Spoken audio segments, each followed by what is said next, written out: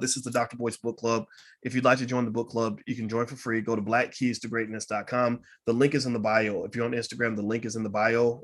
And also, if you go to boycewatkins.com, there's a lot of stuff on there. Like, for example, this week you were asking about some of the things we have going on in the Black Business School, some of the discounts and stuff that I feel free to take a look. We have a great wealth building program for kids. So feel free to go to boycewatkins.com if you'd like to take a look. All right, so let me keep reading. Majority preference programs are so pervasive and so accepted that it is almost a radical notion to term it white affirmative action. Yet, if we apply the definition equally, this is clearly what these programs are. The following section discusses some affirmative action programs for whites. The railroad companies. The major purpose of building the railroad system across America was to move the slave-produced goods to domestic markets and to seaports for shipment to foreign markets. Centuries of sales of slave-produced cotton, tobacco, rice, and indigo had built the Southern economy and sustained the Northern businesses upon which the American domestic and foreign trade were based. In, quote, The Use of Blacks in America, end quote, historian Dan Lacey discussed how Black labor subsidized the development and westward expansion of the railroads. According to Lacey, quote, the shiploads of cotton poured onto the docks of Liverpool, England, financed the factories and railroads of the United States and the vast settlement of the American West. In the economic life of the 19th century, with Black labor, cotton was king and caused the nation to prosper and expand. To facilitate the shipment and sale of these goods and to support the cotton economy, government did everything possible to persuade railroads and their stockholders to build lines across the country. Again, they were building lines across the country because they essentially needed this the same way they pay Big Pharma to create the vaccines, right? It's all the same idea, right? So we want to subsidize you and give you lots of money because the nation needs you to perform this task, right? So that's kind of how a lot of this wealth gets transferred. And also there was something else that crossed my brain. Oh, yeah, and if you were here the other day, when I brought in Jay Morrison into the Black Business School, and he was talking about reclaiming your capital and what the bank does with your money. When you put your money in the bank, and it's in a savings account that's getting you 0% interest, basically, they're taking that money and they're using that money to finance things that they want to do. They're financing businesses in their communities. They're financing gentrification so they can go buy out your neighborhood. Universities are collecting billions in student loan money from Black people, draining Black wealth. Black wealth is disappearing because of student loans and a couple other factors. And they are using that money to literally buy up Black neighborhoods all around the schools. If you go to Johns Hopkins University, you see gentrification everywhere. If you go to Yale University, you see gentrification everywhere. If you go to USC, you see gentrification everywhere. You go to the University of Louisville, you see gentrification everywhere. I could keep going. I could really keep going all day long. So effectively, this idea of reclaiming Black capital and understanding where Black capital is and what it, how to control that is one of the most important civil rights movements of our generation. And so if you wonder why maybe I'm not as caught up in some of these civil rights cases, like the Ahmaud Arbery case, I thought the guy should have went to jail. I talked about that today and I said, yeah, the guy should have went to jail, but I don't see anything about that case that's going to change the condition for Black people on any level. There's going to just be another case next week. Every week there'll be a new case. They'll rile you up, get you all pumped up and emotional and make you think you're really doing something when really nothing actually changes. So I think that the control of resources is really where we can actually move the needle forward in terms of creating quality of life for Black people. So let's keep going.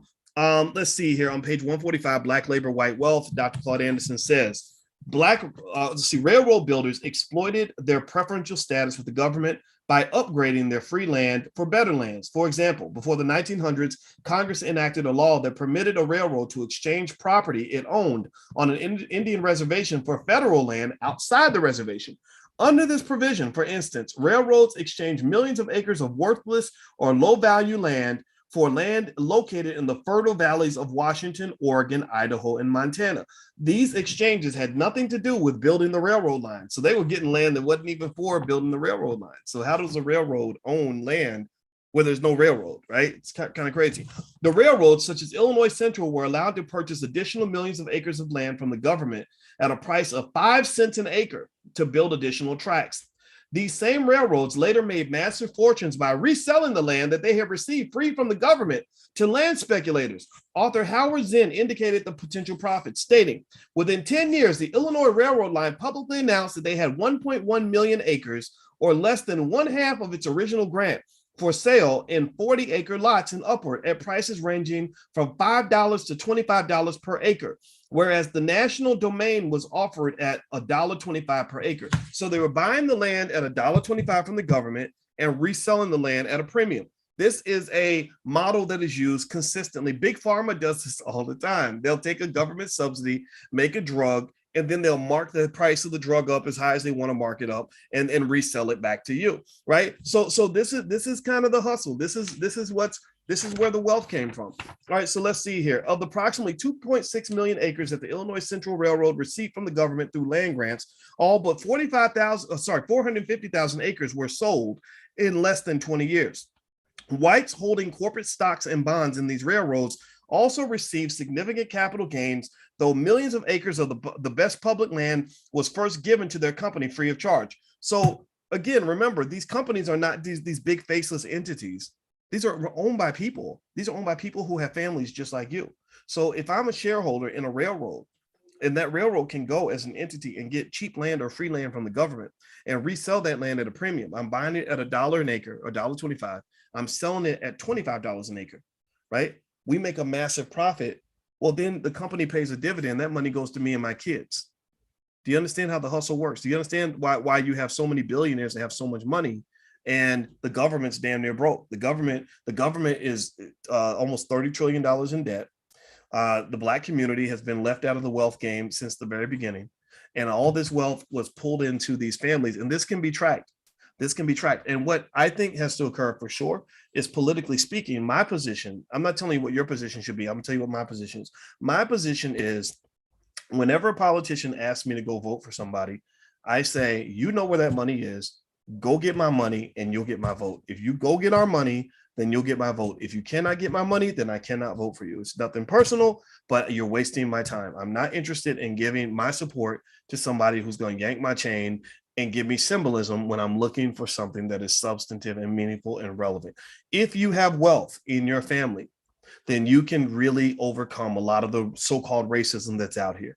You know, the people that killed Ahmaud Arbery don't live in your damn neighborhood. That is not your number one threat. Your number one problem is getting the bills paid. It is making sure your children are good. It's the fact that you got to get up and go work for a white man every day. It's the fact that you turn on TV and there's no Black-owned media, so your kids are consuming poisonous, toxic music and imagery that's destroying their self-esteem and ruining them. Oh, and also that your children are going to a white-owned school where they're being miseducated on a daily basis. Those are your direct threats. Those are the things that are ruining your families. That's why you got those knucklehead assholes in your family that you can't even hardly communicate with, because they've been so brainwashed by what they're seeing on TV, what they learned in school or did not learn in school, right? They're taking your most precious assets, which are your children, and they're devaluing those assets and making them almost worthless. You know what I'm talking about? Anybody ever try to start a business and you really are frustrated because the people around you that you want to hire, or the people that you want to work with, or the people that you want to partner with, literally just have learned nothing? Like, they have no skill, they can't fucking read. Excuse my French, I'm sorry. This pisses me off because I go through this. You ain't the only one. I go through this. I have so many people in my own damn family who come to me because they need money, and they're like, hey, I need some money. Hey, cuz, can you help me out, cuz? Can you give me money? Okay, what can you do? What skill do you have? Well, you know, cuz, kind of tough out here, cuz. All right, well, I know it's tough out here. Yeah, I get that. I get all that, cut. But what skill do you have? Like, because you can't, you're 30, you can't read. You don't work, you smoke weed all day. Like, what am I supposed to do with that? What am I supposed to do? I don't know what to do with that. If you showed up as a hardworking young person who's reliable, who's got skill, who's eager and hungry and wants success, then shit, I got 10 jobs I can give you right now. I'll create a job for you. But if you showing up and you are so depleted by this society, and I don't know what to do. I don't know how to help you with your 6 babies, mamas. Keep your shit in your pants, man. Seriously, forgive my French. I got to be honest with y'all. Y'all know what I'm talking about. It's very frustrating, you know, and they're ruining your children. They are ruining your offspring. You know, there's nothing that I'm seeing. I sit here and I walk out. I walked in the other room, and I'm just sitting there watching one video after another because that's what the kids was watching, and I'm like, I don't know what to do with all this. I don't know. There's nothing here in any of this imagery that is in any way going to benefit my community or help us fight white supremacy. Like, you're literally watching one video after another of some 35-year-old black man run around with 10 gold chains on that he probably rented as costume jewelry for the video. And he's jumping in a Lamborghini that probably ain't even his. And he's got liquor and weed and a gun in the front seat that would probably get him locked up or shot in the head. And he's like high on drugs. Like, what is that? What is this? I don't believe the black man is a clown. Like, I don't think we're supposed to be clowns like that. I think they turned you into clowns. I'm not making fun of people that wear necklaces. I got my chain. I got my gold. This is real gold, right? I'm proud. Like, I like it. It's my lion, right? So there's nothing wrong with that. What I'm saying is, give me something to work with, man. Like, give me something to work with. Let me keep going.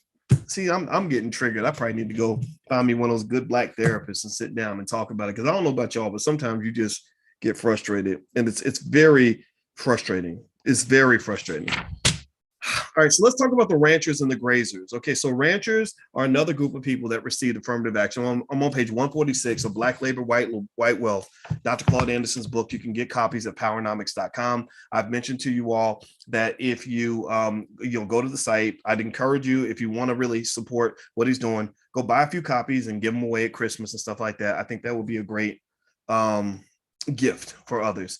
So ranchers and grazers, but personally, if you want my opinion about the educational system, I believe black people should control the entire educational process for the kids. Like, I think in the B1 space, I believe my vision for B1 is that we have a public school system where we can, as a collective, educate at least 500,000 black children at any given time, maybe 1 million of them under a system that we control. So if Kanye West calls me again and wants to talk about whatever, I don't care if he brags to me about being a billionaire again. I'm going to say, okay, you're a billionaire.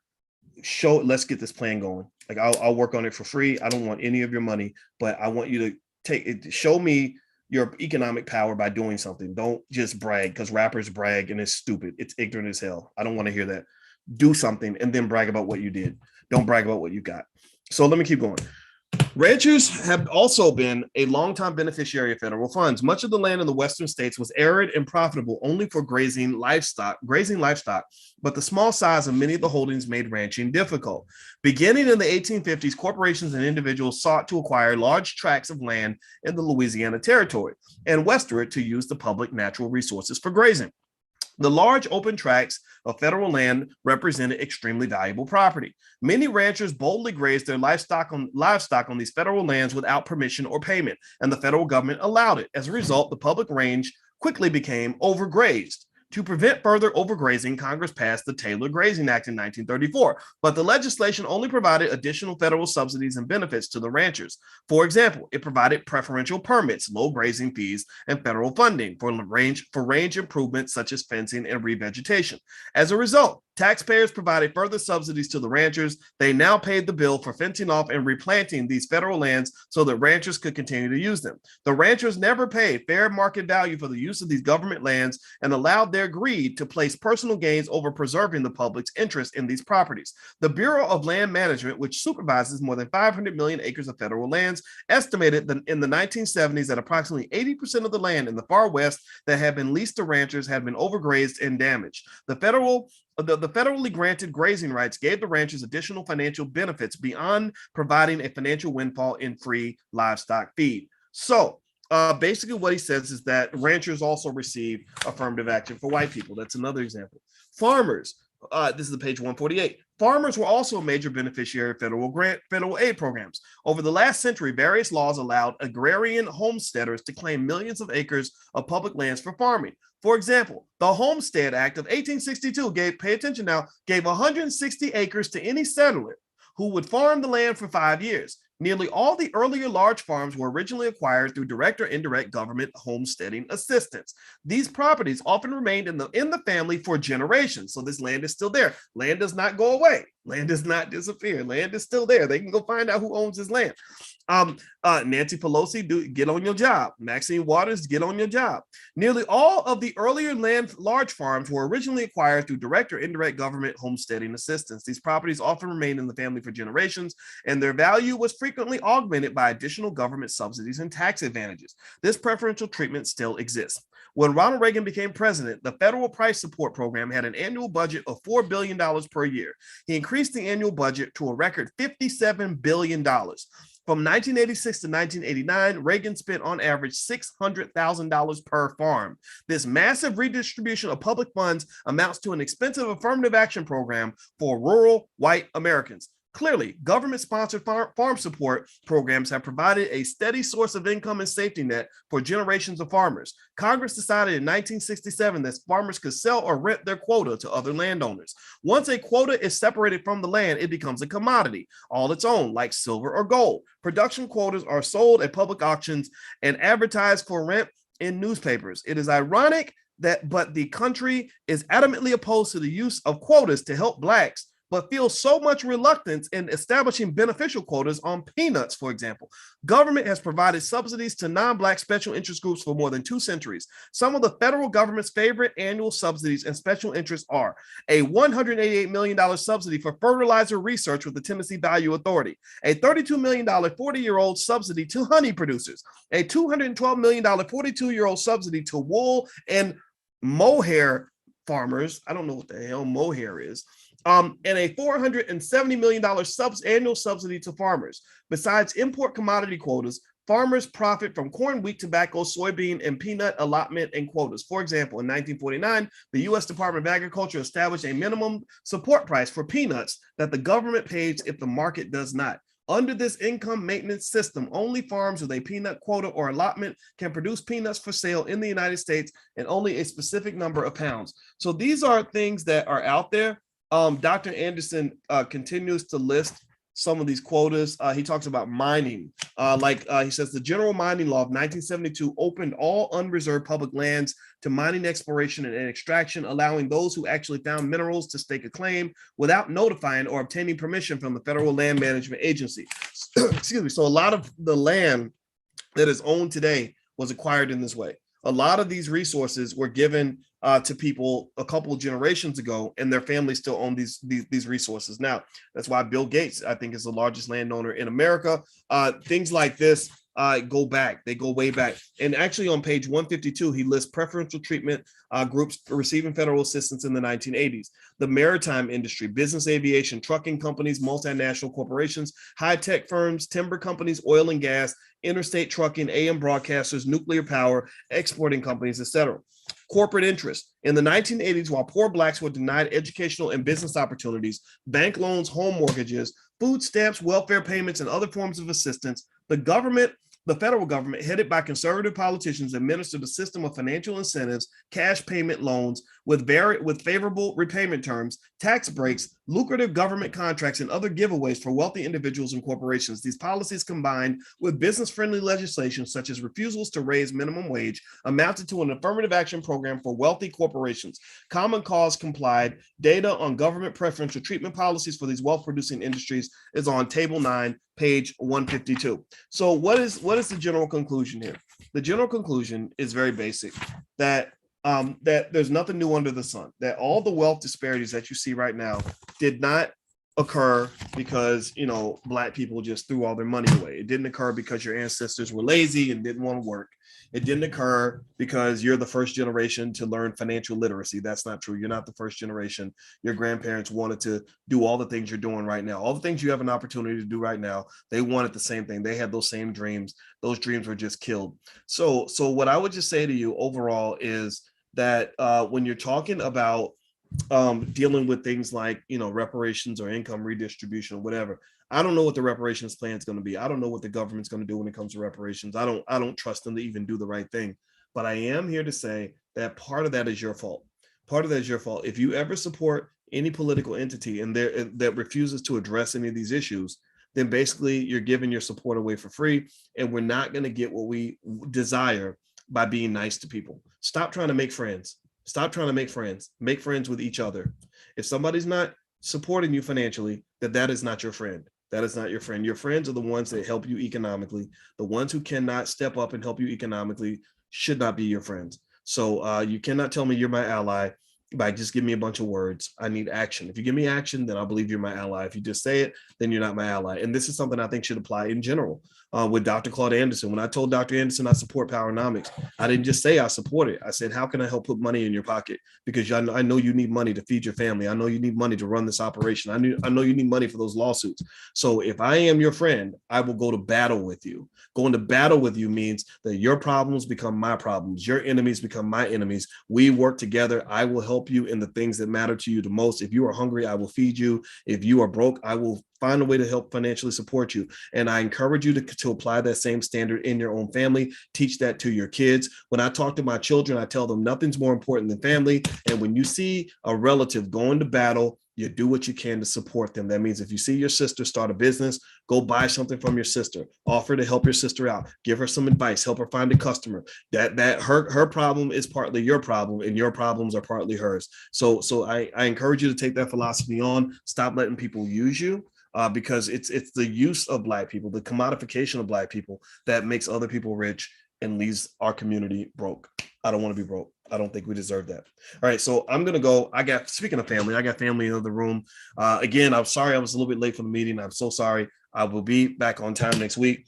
blackkeystogreatness.com. If you're watching on Instagram, you want to join the book club, just go. There's a link in the bio. If you're on Instagram, you can see the link right there for the book club. And also this week, we have a lot of really great discounts for the Black Business School. So 76% off, like literally, because it's Black Friday week and we're just dropping the prices on a lot of stuff. So if you're interested in taking a look, you can go to boycewatkins.com. We have a children's program that is steeply discounted. So feel free to go take a look, and it's really good. And everything has a 30-day, 100% money back guarantee. So if you're not happy for any reason at all, just email our support team. We have a great support team at support@theblackbusinessschool.com. They will take good care of you. We do not want you to financially support anything that we're doing if you're not 100% happy. But we ask for that support because we're trying to grow, we're trying to build, and we want to do this independent. So we want to support you so you can support us, and it becomes a reciprocal thing. Okay, does that make sense? I hope that makes sense to you. All right, so I'm going to go. Joanne, you are right about the question about reparations at the next convention. We'll definitely try to work that in. We're thinking that we're going to end up doing it in Charlotte, but we're still not sure yet, and I'll keep you posted on that. All right, gotta go. Got family in the other room. Love you guys. I'll see you later. Take care.